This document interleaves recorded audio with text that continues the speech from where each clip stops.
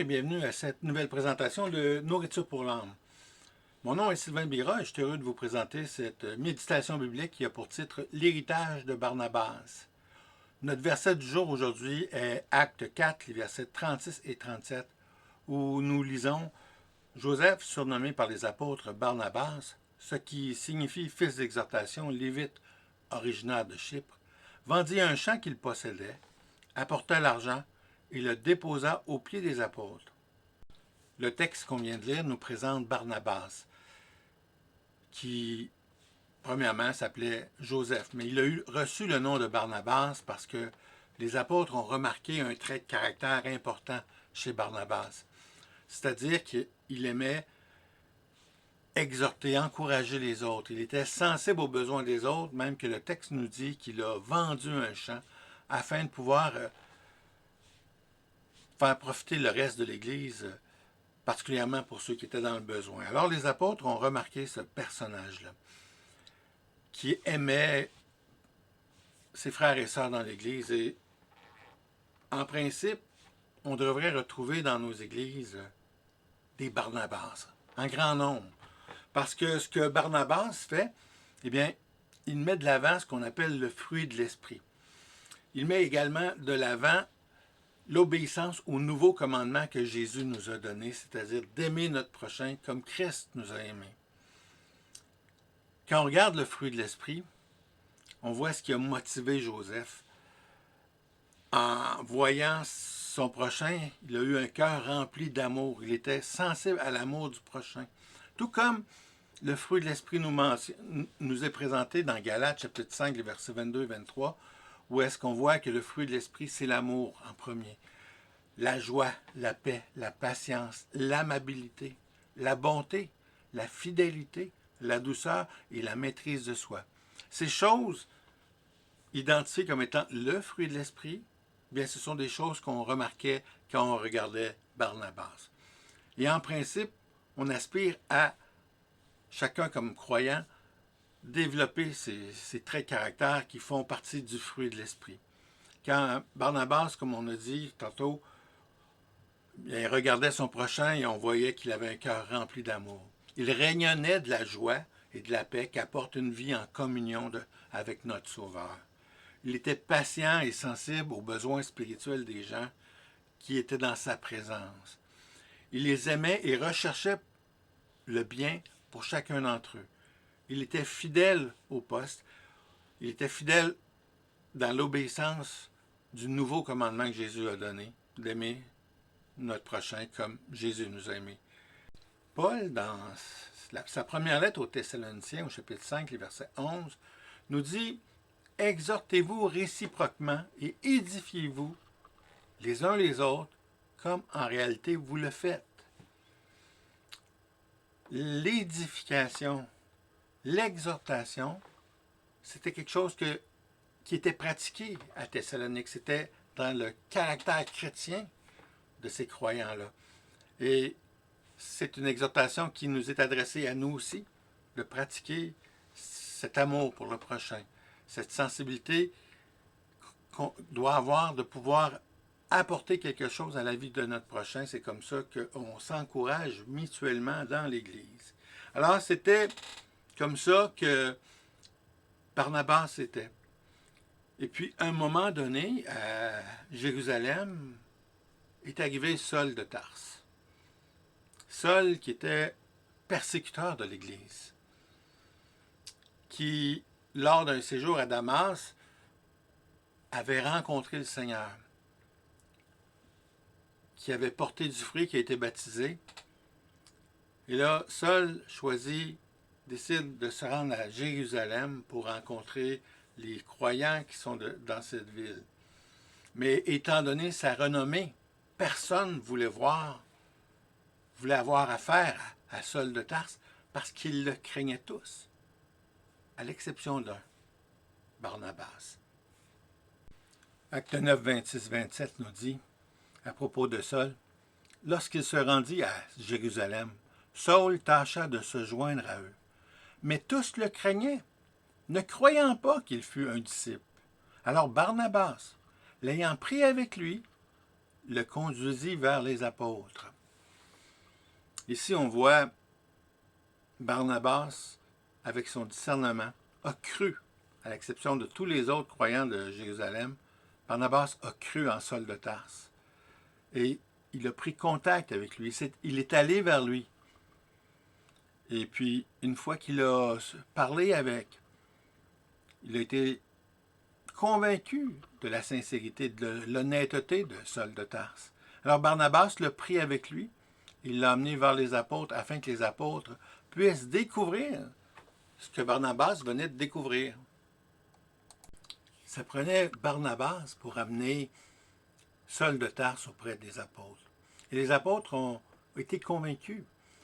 Et plus tard, à cause de la confiance qu'ils avaient envers Barnabas, lorsqu'on a appris qu'il y avait à Antioche des non-juifs qui avaient accepté l'Évangile, eh bien, l'Église de Jérusalem a délégué Barnabas pour aller voir ce qui se passait là-bas et s'assurer que ça se fasse dans le bien. Le texte nous dit dans Actes 11, 22 que le bruit en parvint aux oreilles des membres de l'Église de Jérusalem et ils envoyèrent Barnabas jusqu'à Antioche. Et Barnabas, une fois rendu à Antioche, a constaté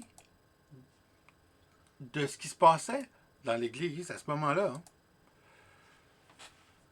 Les versets 25-26 de Acte 11 nous disent que Barnabas s'est rendu suite à cela à Tarse, là où habitait Saul de Tarse. Il est allé le chercher, puis une fois qu'il l'a trouvé, il l'a amené à Antioche. Alors on peut se poser la question, pourquoi Barnabas va chercher Saul? Eh bien la réponse est simple. Barnabas connaissait l'appel que Saul de Tarse avait eu sur la route de Damas lorsque le Seigneur Jésus lui est apparu et lui a dit « Pourquoi me persécutes-tu » Barnabas avait déjà vu Saul de Tarse en action à Jérusalem et il savait qu'il avait les compétences et la connaissance nécessaires pour être un outil dans les mains de Dieu pour servir dans l'Église.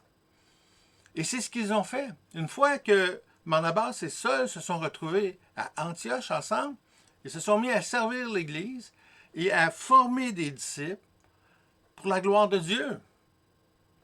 Ils étaient tellement efficaces, les deux ensemble, qu'à un moment donné, on lit ça là dans Acte 13, le verset 2, pendant qu'ils servaient le Seigneur dans leur ministère et qu'ils jeûnaient, le Saint-Esprit dit « Mettez-moi à part Barnabas et Saul pour l'œuvre à laquelle je les ai appelés. » Alors, le Saint-Esprit s'est adressé non pas seulement qu'à Paul et Barnabas, mais à un groupe de l'Église où on retrouve des prophètes, on retrouve des docteurs de la loi, de la parole de Dieu plutôt.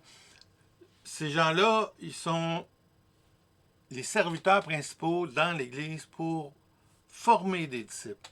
Et c'est à eux que l'Esprit Saint, pendant un jeûne, s'adresse en leur disant « Mettez-moi à part Barnabas et Saul pour les envoyer en mission, pour aller servir dans d'autres endroits où l'Évangile n'a pas été annoncé encore. » En poursuivant notre lecture, les versets 4 et 5 nous disent que Barnabas et Saul, envoyés par le Saint-Esprit, descendirent à Séleucie, et de là, ils s'embarquèrent pour l'île de Chypre. Arrivés à Salamine, ils annoncèrent l'Évangile, la parole de Dieu, dans les synagogues des Juifs. Ils avaient Jean pour aide. Alors ici, Jean, c'est un personnage qui va avoir un rôle important à jouer dans le futur. Il s'agit en réalité du cousin de Barnabas, qui est connu également dans les Écritures sous le nom de Marc.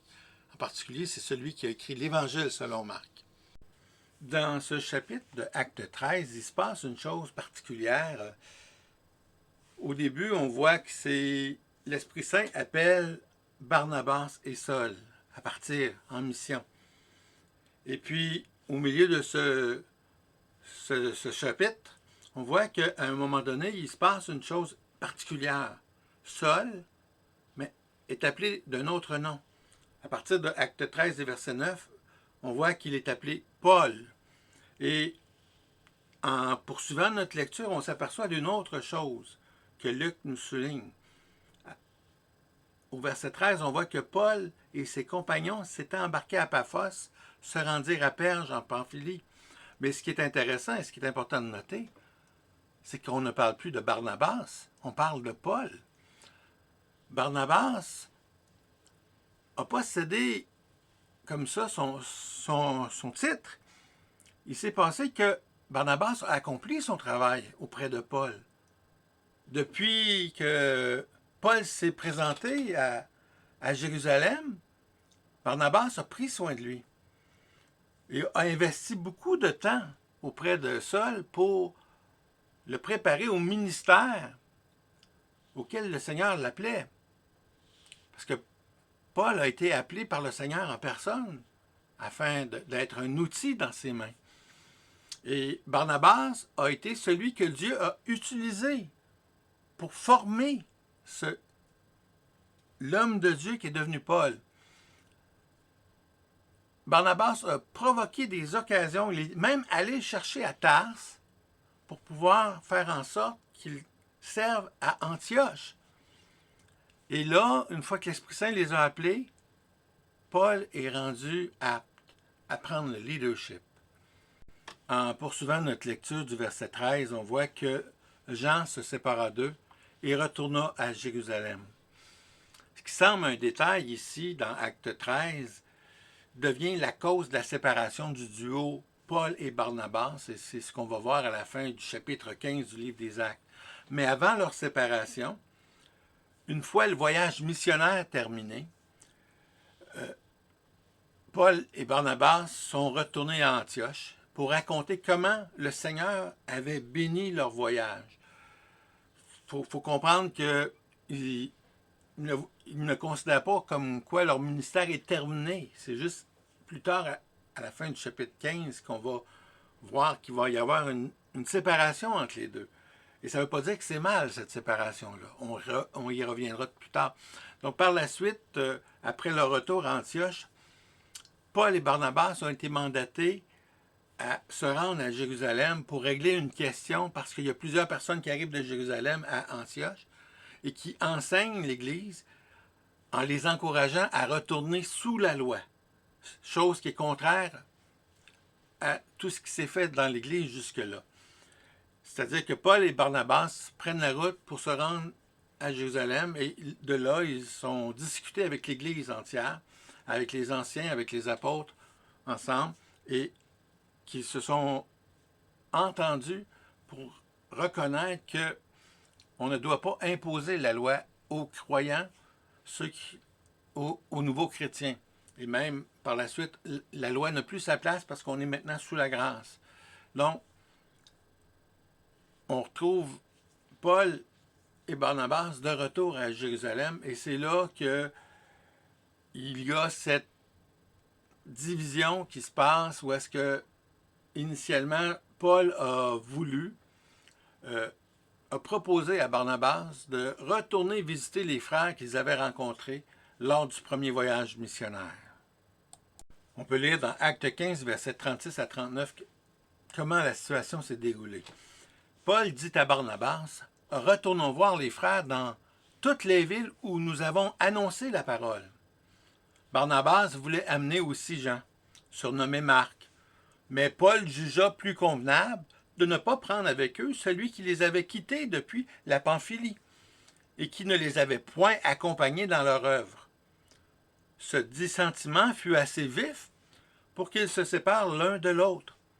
Et Barnabas, prenant Marc avec lui, s'embarqua pour l'île de Chypre. Ce qui est important à comprendre dans ce récit, c'est pas qu'une équipe s'est brisée. C'est plutôt les dons particuliers de chacun d'entre eux. Paul, qui sera dans le futur davantage un implanteur d'église, et Barnabas va demeurer un formateur de disciples. Et pour le bien-être de l'avancement de l'Évangile, Barnabas estime qu'il est important d'investir dans la vie de Jean-Marc afin de le former pour qu'il puisse être utile pour l'œuvre de Dieu également. Et il l'a bien fait, dans le sens que plus tard, Marc, étant près de l'apôtre Pierre, va écouter Pierre et rédiger son évangile à partir du témoignage de Pierre. Et on est grandement béni en tant que croyants aujourd'hui d'avoir l'évangile de Marc. Imaginons si cet évangile-là n'aurait pas été écrit. Ça a été la première des 4 à être écrite. Il nous manquerait des éléments importants du récit de l'évangile. Et par la même occasion, on voit que Paul, de son côté, a une vision de formateur d'Église, d'implanteur d'Église. Il a besoin pour ce faire d'une équipe fiable. Marc n'est pas prêt pour cela. Et Paul en est conscient. Et plus tard, Paul, dans ses lettres, va recommander Marc auprès des autres églises auxquelles il va s'adresser. Donc le conflit va être réglé. Par contre, à partir de ce moment précis, dans le livre des Actes, à la fin du chapitre 15, c'est la dernière mention de Barnabas. Oui, on va en parler dans les épîtres de Paul, mais ça sera par rapport à ce qui a été accompli avant.